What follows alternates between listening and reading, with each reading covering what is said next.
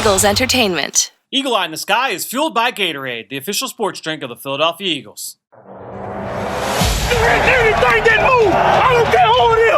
Let's go. Give me everything you got. Play fast, play hard. Let's meet these boys tonight in their house. It's party time. It's party time. There we go. Touchdown! You're listening to the Eagle Eye in the Sky podcast. Now here's your host, Fran Duffy. That's right of the week, and we've got a big showdown in Big D as the Eagle Eye in the Sky podcast, fueled by Gatorade, continues. I'm Fran Duffy, and as always, I think we've got a great show for you here on episode number 297. At the top of this week's show, we've got Chalk Talk, where I chat with Ben Fennell about the Eagles' Week 16 matchup with the Dallas Cowboys and some of the biggest schemes that we will see in the game right at the top of the show here in Chalk Talk. After that, Ben and I will go through our scouting report. This week, I wanted to focus on a guy who maybe a little bit quietly has become a legitimate big play weapon for this Dallas offense, and that's running back Tony Pollard, the second-year running back out of Memphis. How will he be used, and how can he impact this game? We'll cover that in Scouting Report. The show does not end there, though, because at the end of the show, I also caught up with Eagles left tackle Jordan Mailata to talk about his athletic background and just how he got to where he is now as the Eagles starting left tackle. Before we get there, though, a couple of things I want to make sure we hit on. Number one, quick reminder, best way to help us out is to go on Apple Podcasts, leave us a rating, leave us a comment. If you leave a question, we will answer it here on the show. Also, if you enjoy my conversations with Ben Fennell here every single week,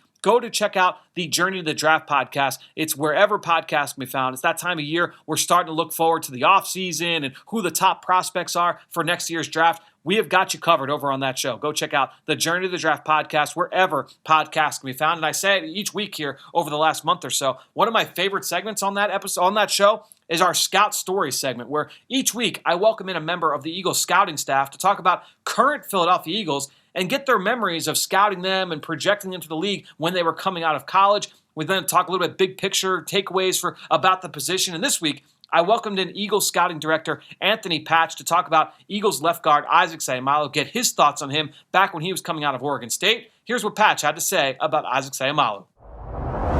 Patch, take us through your memories of evaluating Isaac coming out of Oregon State and the Beavers program. Yeah, Isaac was, good player. Isaac, he got some genes to him. His dad has been a lifelong college D-line coach. He was up at Oregon State there with Mike Riley for years and years. And, Isaac's older brother played there as well. And his sister was a volleyball player. And just, even at Oregon State, it's, what we look in O-linemen, it's just, versatility. Even at Oregon State, like he does for us, he played every position, started there, every position. He played, guard, tackle, and, some center, not a lot of center. It just didn't look out of place. Isaac was a great athlete, high FBI. Just everything looked easy with the kid, stunts, pickups, probably not the most explosive knockback power you'd see in a guy, but just always in the right place. And, feet, angles, hips, everything were, excellent. And so, he was a junior coming out, so that, no all-star game, so, Combine was first time meeting him. And then, he's an even keel kid, Fran, never high too low, and just real smart. And that sold us even more. You can't take enough of these guys. And, we got him in the third round that year. And then, I think we bounced back in the fifth round. And, it's just about to get Vitae that year. So we got two good players that year we felt to put up front.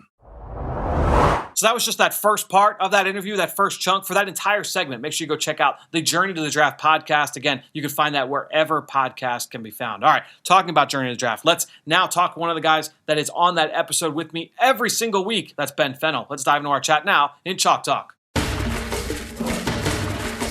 Let's get down to business. It's time for Chalk Talk.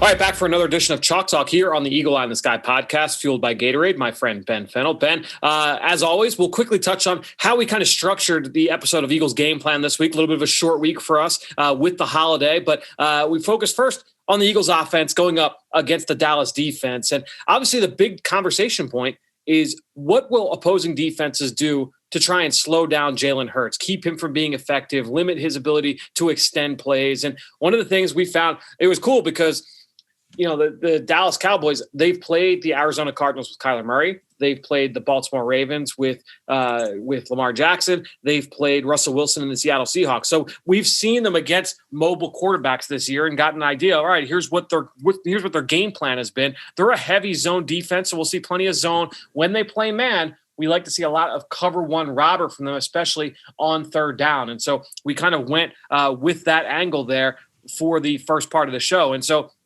I guess the quick thing I feel like we can talk about is cover one robber, the definition of that, what that looks like from a whiteboard standpoint, and the benefits of that versus just like a basic cover one where, the linebacker is there in the middle of the field. So if you can just kind of take us through the differences between robber and just basic cover one.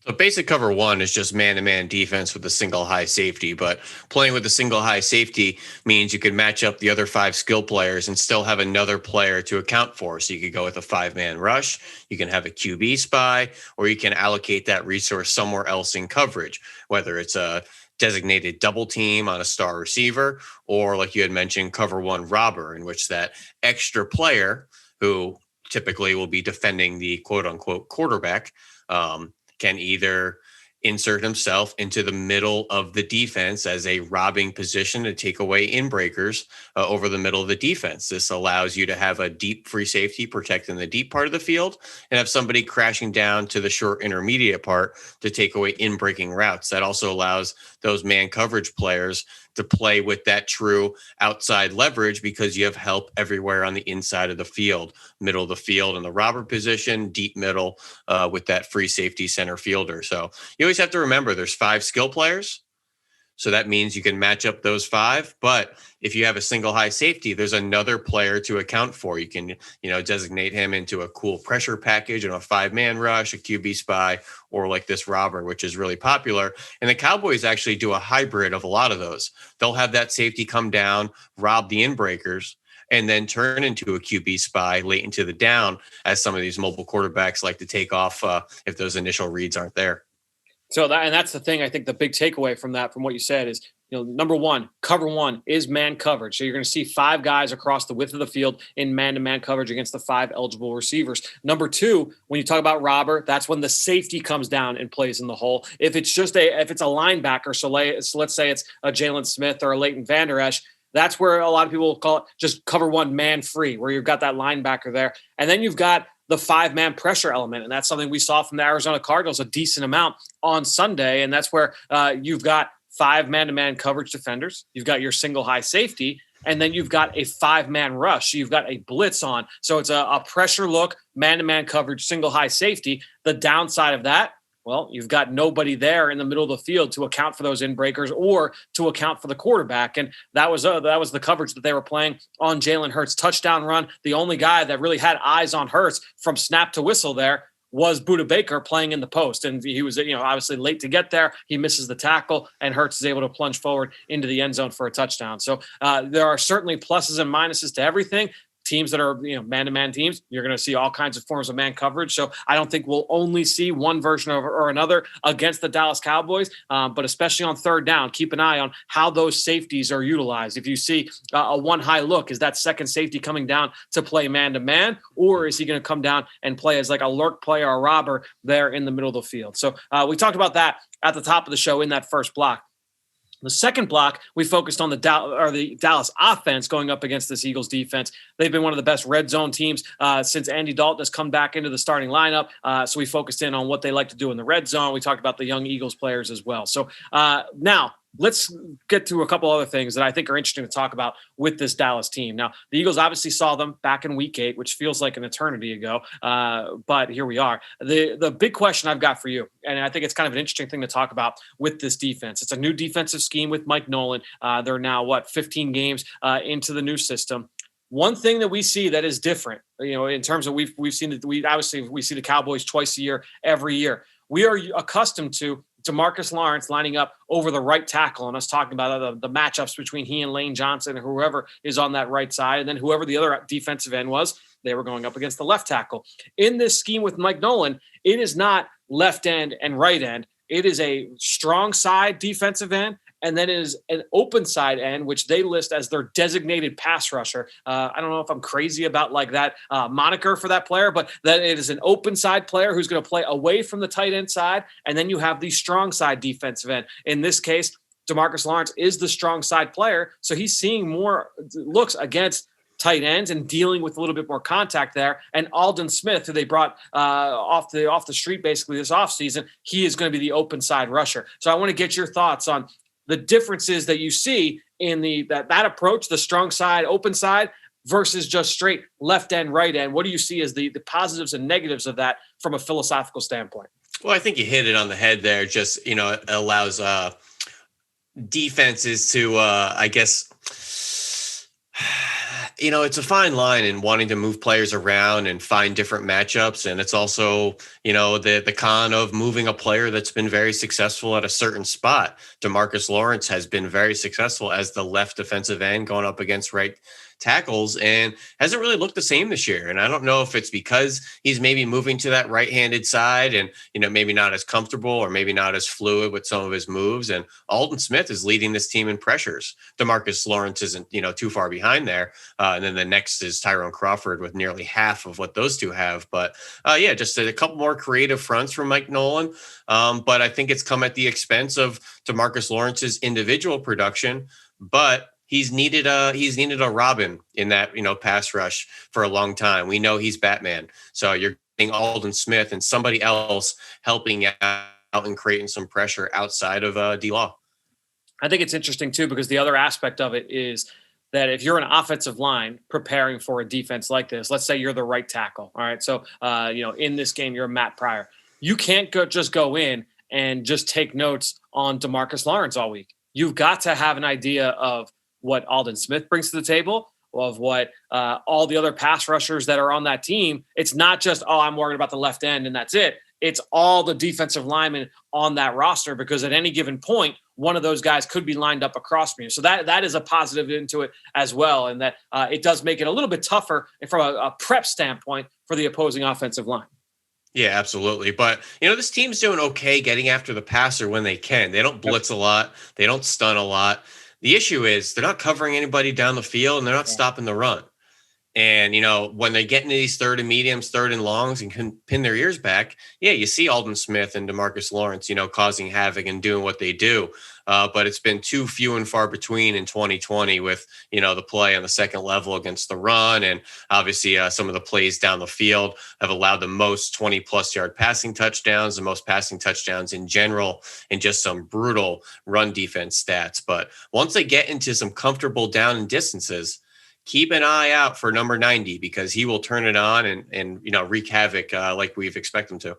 Yeah, and as we talk about a lot, I mean, when it comes to scheme choices and how to deploy personnel, there's not really a right and wrong answer. I mean, you look at how there are plenty of teams that have had success defensively with the way that the Cowboys are using their front seven, and there are plenty of examples of the other side of it where it's just basic left side, right side. So certainly just something to keep an eye on, especially with the difference from this year to last year. I thought that was notable to bring up. I think similarly, we can go on the opposite side and we could talk about the wide receiving core, because I feel like a lot of times, and you and I, obviously we do a lot of work covering the NFL draft. We talk about a guy, he's an X receiver. He's a Z receiver. He's a slot receiver. And I feel like the lines, drawn between those three positions have blurred over the course of time. I feel like you're not going to just see a guy that's only lined up here and that's it. I feel like in this offense, those roles are a little bit more defined than most in the NFL. I think, you typically see Amari Cooper. He's their movement Z. Michael Gallup is that boundary X receiver, and CeeDee Lamb is going to see most of his time in the slot. It's interesting that, they're one of these teams that operates in that way. So here's my question for you. If you can kind of break this down for the listeners, the differences between those three positions in your mind, and then ultimately how that reflects in their personnel with those three wideouts.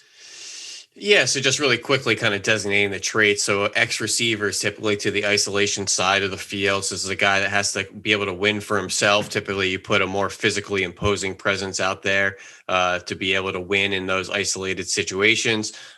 Sometimes they can be speed threats as well to win in those isolated situations, but typically that's your bigger receiver to win on those islands. That Z receiver is going to be with the tight end side, typically off the ball, as he has another skill player to his side there. So you're going to get a little bit more of a release package from this player, typically running much more combination routes with that tight end. So it's going to be a lot more crossing routes and probably working more of the field, not being just an isolated receiver like that X. And then that slot receiver, you can really plug and play wherever. If you want to go 3x1 sets and put them with the Y and the Z, or if you want to go 2x2 balance sets and put that slot receiver with the X side. But now in the NFL, you're moving these guys all around. And if you're not moving these players around, you're not really doing them a tremendous service, in my opinion, by keeping defenses off balance with matchups and forcing them to think before the snap and getting lined up.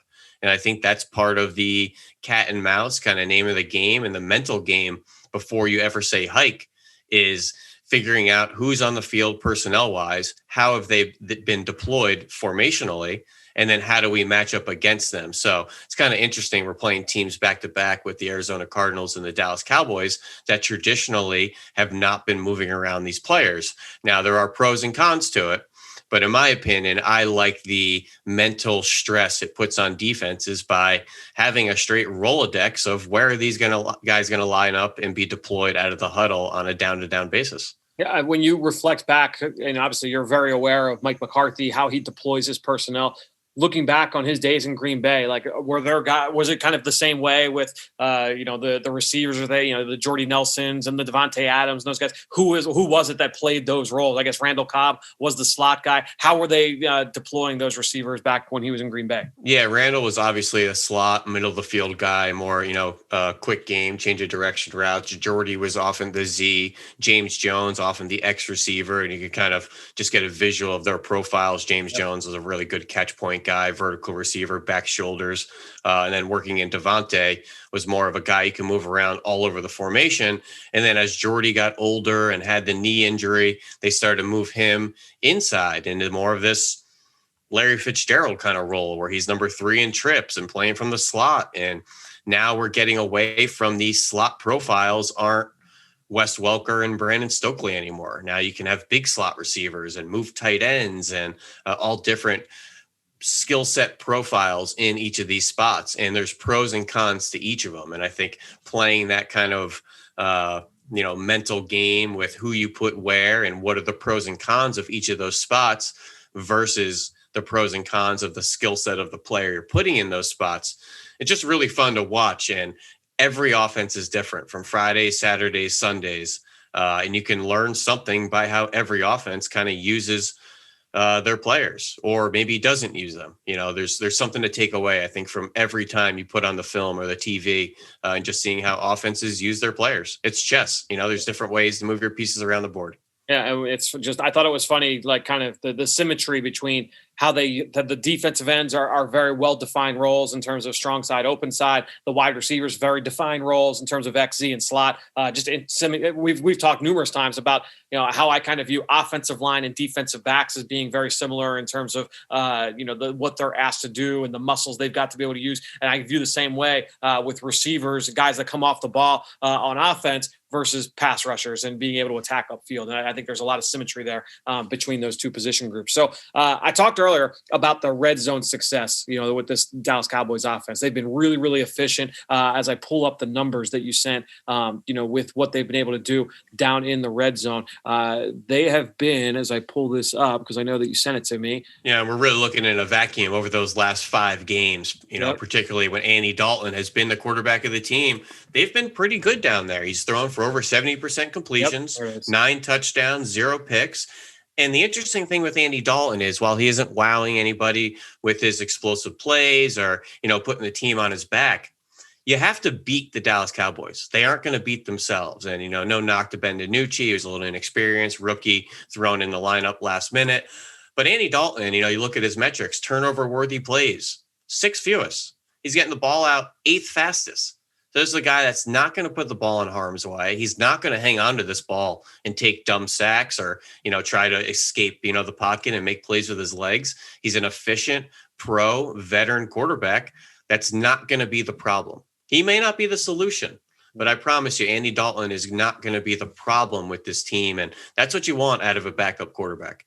And I think that's a great move and a great perspective on why the Cowboys, signed Andy Dalton, why you pay him $7-8 million to be a backup. This is what you get: low variance play. And that's what you want. You don't want someone riding the wave coming off the bench. You need slow and steady, manage the game properly. Don't put the ball in harm's way. I think Andy Dalton's actually done a pretty good job. Yeah, and just thinking about their success in the red zone, I just start to think about them from a philosophical standpoint. And I think when you look at the teams that are always the best in the red zone, I think it comes down to one of two things.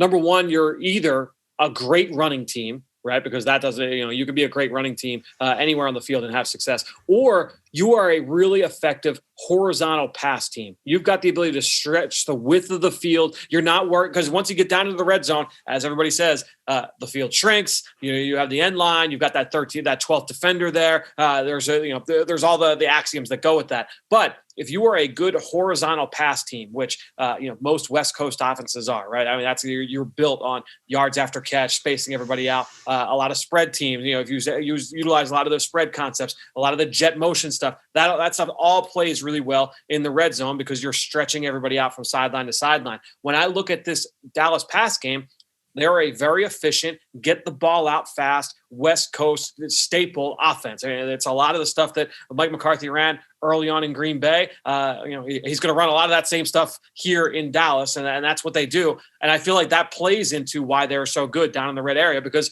they're not changing the offense. They're getting down there, and they're just running the same plays that they would run during normal downs. Yeah, and I think Dak's early, season proliferance, with throwing for all those yards, a lot of that was getting the ball out and the yards after catch, letting a lot of those receivers do the dirty work. And now they, added a CeeDee Lamb into the lineup to go with Amari Cooper and Michael Gallup, and working in some more pony stuff with the 2-back sets and Zeke and Tony Pollard. Still could use a tight end presence, but Dak, in the way he was playing really well to start the year, was getting the ball out of his hands. And a lot of that was the yards after catch stuff built into the offense.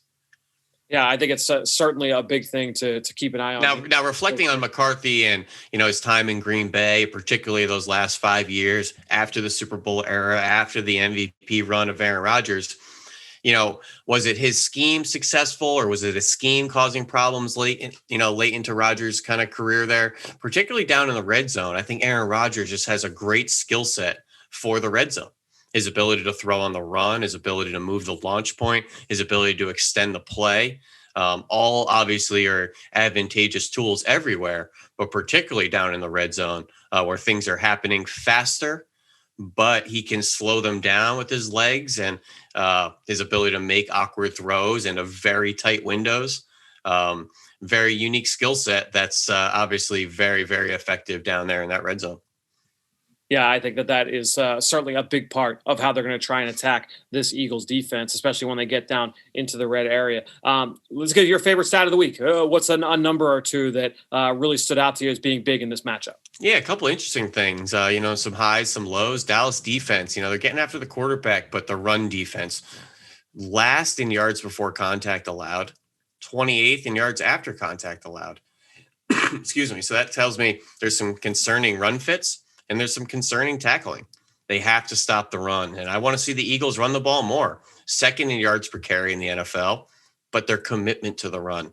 30th running the ball on 1st and 10. I think they could take a little more pressure off of Jalen Hurts on early downs, commit to the run game, and then let's see if things open up off play action and move in the pocket. We already mentioned the Dallas offense, the red zone passing. Andy Dalton, those last 5 games, 9 touchdowns, 0 picks, 120.8 QB rating. The other thing, Jalen Hurts just needs a friend in this offense. And I want to see him speed up his progressions. I want to see him find those outlets, but the outlets need to be more effective, particularly those running backs in the pass game. Targeting Miles Sanders this year has not been a high percentage volume play. Just want to see Jalen Hurts find his go-to guy. Always had a good rapport with Wentz and Zach Ertz. Want to see who Jalen Hurts starts to look to when that pocket starts closing down. Is one of these running backs going to emerge and be a safety outlet? I think he needs to have a couple more answers with his arm this week as opposed to his legs. 15 scrambles through 2 games is a little on the high side. He's made some good plays, particularly against man coverage, very decisive, taking some green grass. Now let's see if he could start marrying, solving those problems with his arm late in the down as well, particularly to some of those backs and tight ends. Yeah, I think that those are all very valid points. And to me, I'm excited just to see Jalen continue to take that next step. We talked about the anticipation throws outside the numbers, and that was a huge step, something I hadn't necessarily always seen from him when he was in college. Now, and it's not going to just happen from one week to the next. I wouldn't expect it to, but having that same level of trust, that same level of feel and comfort, working the middle of the field, working multiple receiver progressions, and being able to make those throws in the between the hashes in traffic. That's something, and certainly when you talk about the running back, when you talk about the tight ends, working the middle, that's something. That and one aspect, Fran, I thought we ran a really effective screen game last week. Some hit, some almost hit, and I thought it was a really good example on a rookie quarterback not having a full training camp and not having a preseason. And the interesting thing is understanding game speed on Sundays is different than Saturdays. And there was a play I put up on Twitter this morning, a really cool design out of a 2-back pony set, split gun, one of our favorite concepts, getting that running back down the field, and actually ran a screen pass underneath it. The issue? That rush came to Jalen Hurts just a little fast, couldn't get the ball out. So those little things, the timing in the NFL, just a little bit quicker. Where do you learn that stuff? Typically on Sundays when you're playing. So those little things, just want to see Hurts process a little bit more and get a little bit more feel for the timing of defenses and the timing of, him executing plays, something to look for on Sunday. No question. So hopefully that's something we will see as he continues to, get more and more comfortable playing in the NFL. All right, man, we've got another player here we're going to continue to talk about. It's time to talk about Tony Pollard, the Dallas running back, in Scouting Report. Dim those lights. We're headed to the film room for the Scouting Report. All right, Ben, let's talk about Tony Pollard. And as I said at the top of the show, sneakily has kind of become one of the big play options there for that offense. And this is a guy I know you were a big fan of when he was coming out of Memphis, just because of that versatile skill set. If you want to just touch on your notes on him coming out in 2019, and we could talk about how he's kind of developed in just a year and change. Yeah, he was one of my favorite players in college football as a redshirt junior. I have him listed as a receiver/running back, and he's 5'11", 210 pounds, went to the combine, didn't wow anybody with a 4.52 40-yard dash. And then all of a sudden he runs 4.37 at his pro day, and it comes out he had a little food poisoning in Indianapolis. There's always some stories going on there. Don't always, take some of these times for face value. Sometimes guys have a bad day or, maybe a little trouble on the toilet that day. You never know what can go wrong. But this is a guy that was prolific running the ball, catching the ball, returning the ball. 8 kickoff return touchdowns, very prolific, both running and receiving. Gadget type of player, had a thick build, pretty strong lower half, short, running back body, but playing out in the slot. So you saw some wildcat quarterback, jet sweeps, end arounds, and 15 runs over 10 yards. They'll even run them inside, between the tackles a little bit. But a lot of that perimeter stuff, a lot of the satellite stuff, the yak opportunities all over the place, the screens, the quick games, the RPOs. He just wanted to get the ball in his hands. But he won down the field as well. That made me list all these receiver abilities. There's plays he had tracking over the shoulder, adjustments on the sideline, opening up back shoulder, would run really wicked slants from the slot position, quick in breakers, the adjustments. That's what made me move him from the true running back position to the receiver, because he was making some plays on the ball like the who's who of, college football receivers. Even punt coverage, he was a gunner. So he was a guy that played special teams, contributed in every phase. I was pounding the table and saying, I think this is a mid-round version of Deebo Samuel, who went in the second round to the San Francisco 49ers, ended up being one of their darlings on their way to their unfortunate Super Bowl loss. But I thought this was a kid that kind of resembled that. Yeah, is he a receiver? Is he a running back? I don't really know, but he's going to do a lot of work in tight spaces for us, kind of, from that slot position or the backfield position. We're going to get the ball in his hands quickly and let him do some dirty work. I wrote down Dexter McCluster as another comp there, just as a kind of jack of all trades skill player. But Tony Pollard was really fun. And I think Cowboys fans, every now and then you see some flashes of really, really exciting play from Tony Pollard. And I know they want to get him more involved in that offense. Yeah, I think ultimately when you look at him, I mean, he's, like I said, he's become the big play weapon, in that offense. Whether it's as a runner, he had that long touchdown run at the end of the game last week, or as a receiver, and all the versatile skill set stuff. These kind of players, I think it's really interesting because when he came out, I ultimately graded him as like a number 3 back for an offense, and just because I was like, all right, I don't think he can be a true number 2, and at the end of the day, he probably isn't.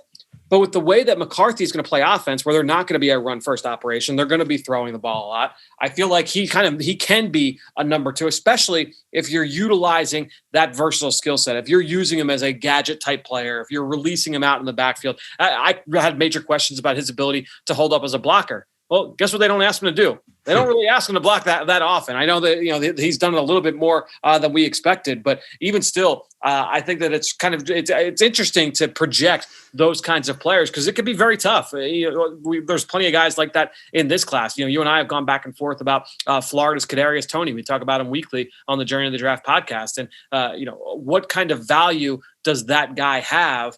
I think a Tony Pollard, he's got that electric playmaking ability. He may be packaged differently than your typical number 2 back, but he's proven that he can be that for this Cowboys offense. Did you have a role or a skill set in mind around the league where you're like, I think he can, take over that type of role, whether it's, Tariq Cohen's role with the Bears or Naheem Hines, or when Alvin Kamara came in the league, Mark Ingram was the lead back. And I like the compliment. Same thing with Christian McCaffrey.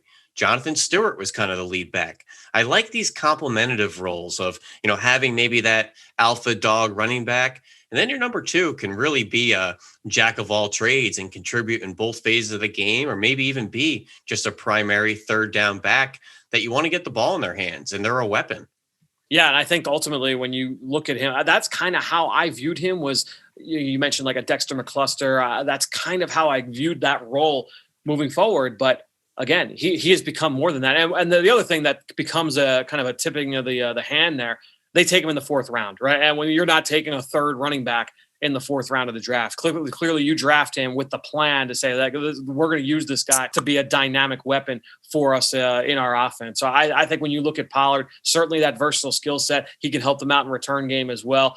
Did that at a very high level at Memphis. So, but it's always fun to kind of project those kind of big play weapons. Now, the thing is when you look at that, from a 2-back standpoint, and we've seen that a little bit from them over the last couple of years, when they have both he and Zeke on the field at the same time, you could do lots of different things with Pollard, whether it means putting him out wide and running vertical routes, working in the slot, using him as that gadget, that jet backfield action type player to open things up for others. That's the other value he brings as well, is what he can be as a stretch player, both vertically and horizontally in your offense. Yeah, it seems like they were using the 2-back sets a little bit more last year when obviously their offense was a little bit more intact. But I find these types of players to be really interesting because you have to remember, he was drafted by the previous regime or the previous coaching staff of Jason Garrett, and now you come in Mike McCarthy. So it's interesting to see how he gets used when the new coaching staff comes in, and what was the real intent of drafting him in the first place. Was this trying to be a run-based offense, and we wanted to have as many horses in the stable behind Zeke Elliott to keep throwing at defenses? And obviously he had the upside in the pass game, was an exciting player you could do a lot with, but it seemed like they were putting more and more draft capital into the offensive line and into the running back position because that was their offensive strategy and intent. How do you view the matchup here for this week? How do you view when he's out on the field? How do you kind of view the Eagles trying to keep him under wraps? He worries me because he could beat you in so many different ways. And, I saw flashes of, those Theo Riddick days of, those third down scat backs always giving us trouble. I know the Cardinals tried to get Chase Edmonds loose a couple times on us last week. I think Pollard's going to be a similar type of guy. where he may, not do a whole lot with the ball on first, second down, but there could be a screen on third down or an angle route or find a way to get him in space. And he's really their kind of creative guy for anything in the backfield and that backfield action stuff. So we're getting into the wee hours of 2020, and I know coaches are starting to get a little more creative and, maybe taking a couple more chances with some schematic things out of their back pocket. So now is the time to, throw some things at the wall and maybe see what sticks and see what you have moving forward. Like the Eagles, Dallas very much still in the playoff conversation in the NFC East. Both teams needing some help from the Carolina Panthers this Sunday afternoon. Well, Ben, as always, fun to chat with you about this matchup. We'll talk to you here next week. Experience the fastest internet and more in a snap. With Xfinity XFi, you get the speed, the coverage, the control, the security, everything you need for the ultimate in-home Wi-Fi experience. Xfinity, proud partner of the Philadelphia Eagles. Well, great stuff from Ben, who you can follow on Twitter, just like I do, at @BenFennell_NFL. And while you're at it, I'm at EaglesXOs. That's where I post all the podcasts I'm a part of and all of our X's and O's content that we produce here at Eagles Entertainment. And I greatly appreciate everybody that promotes this podcast on all forms of social media. That's one way to support the show, but the other way is to go into Apple Podcasts or Stitcher, leave us a rating, or even leave us a comment. I wanted to shout out somebody today who did just that. Michael John USA left us a 5-star review saying, "Hey, Fran, love the show. I've learned so much more about this team. Thanks for all the effort that you put into these. My question is, what happened to wide receiver Travis Fulgham? Is it really possible for someone to have an insane 5-game stretch, then completely burn out? I could have sworn he was the real deal. I had to go back and watch the first half of the season highlights just to remember how well he really played. Do you think we'll ever see him rise again?" So, Michael John, I think it's a great question to ask. Ultimately, look, wide receiver is a funny position because you are really kind of reliant on a lot of things kind of working your way. More often than not, you're reliant on the quarterback, you're relying on the play calls, you're relying on the offensive line, you're relying on game flow, you're relying on the defense, on coverage, because all of that affects ultimately who gets the ball and all of that thing. But the other big thing, and it's funny, there's a quote that Nick Saban just used. It was probably like 3 or 4 weeks ago. He was asked about Devontae Smith, who I just argued for on the Journey to the Draft podcast this week to win the Heisman Trophy, the wide receiver from Alabama, as the best wide receiver in college football. He was asked, Nick Saban, what is the difference between Devontae Smith this year in 2020 versus last year? Because remember, he was playing alongside 4 first-round picks throughout the course of his career in that receiving core. When you look at his teammate right now, Jalen Waddle, you look back to last year with Henry Ruggs and with Jerry Jeudy, a lot of talent in that receiving core. What is it that allowed Devontae Smith this year to really rise to the level that he has played? And Nick Saban said it was one word. He said it's opportunity. He had the opportunity to now be the guy in that receiving core, and you saw him put up big numbers. And back early in the season, with all the different injuries in the receiving core, Travis Fulgham had the ability to be the guy. Now, has his talent just disappeared? No. But we've seen other guys come back into the picture for the receiver position. We've seen certainly the change of quarterback, and so and obviously the quarterback play was not great for those last few weeks before the change, right? Carson Wentz had not been executing at such an efficient rate in those last few games. So ultimately, you saw a lot of different things lead to that, and that has resulted in the lack of production. That does not mean that Travis Fulgham can't play anymore or that he won't be able to be a player for this team in the future. But right now, he doesn't have the opportunity to put up those same kind of numbers. And we've seen all the different reasons as to why. So that does not mean count out Travis Fulgham moving forward. I think that he's got the ability to be a player for this team in the future. But certainly a situation to monitor for this team, not just for 2020, but for 2020, 21, and beyond. So, Michael John, great question. Thanks to you. Appreciate your support. Appreciate the kind words about the show. If you guys got any more questions, you can always leave them there on our Apple Podcast page. We will always answer them here on the podcast. All right, let's wrap this one up. I caught up with Eagles left tackle Jordan Mailata. This was late last week, but I wanted to save it for this week's podcast. Hope you guys enjoy it. Let's get into my interview right now with Jordan Mailata. Well, excited to welcome in for our one-on-one Eagles left tackle, Jordan Mailata. Jordan, welcome back, man. Really appreciate you joining me. Hey, thanks, Fran. Thanks for having me. So let's talk through, basically your background. And I'll be going to be honest. You've given me a little bit of a challenge because for all these interviews all season long, I've been talking with players about the different sports that they played growing up and how they impacted football. But I feel like your story has been told so many times. So I promise I've got one question for you that's rugby related. And after that, we'll put it to bed because I know you're sick of talking about it at this point. So my question for you is there one element of playing the sport that you feel has most helped you in the transition to the NFL? Probably, that's a great question. Probably being able to, like, my agility. Yeah. My agility the most from rugby is probably the only thing, or like the most, I guess, skill that has allowed me to transition more smoothly. So it'd have to be the agility from rugby to football is what's carried over and made it easier for me. And then the last question I've got for you on that is, because talking with fans will always say, oh, I'd love to see Jordan, handle the ball. I'd love to see Jordan run down on kickoff. Have you ever, messed around with coaches and say, hey, give me a shot on kickoff coverage. Give me a shot to rush the quarterback or hold on to the football and goal line packages. Have you ever had those kind of funny conversations with coaches during your career? Honestly, I haven't. I've just been focusing on my job at tackle. So I've never had those conversations.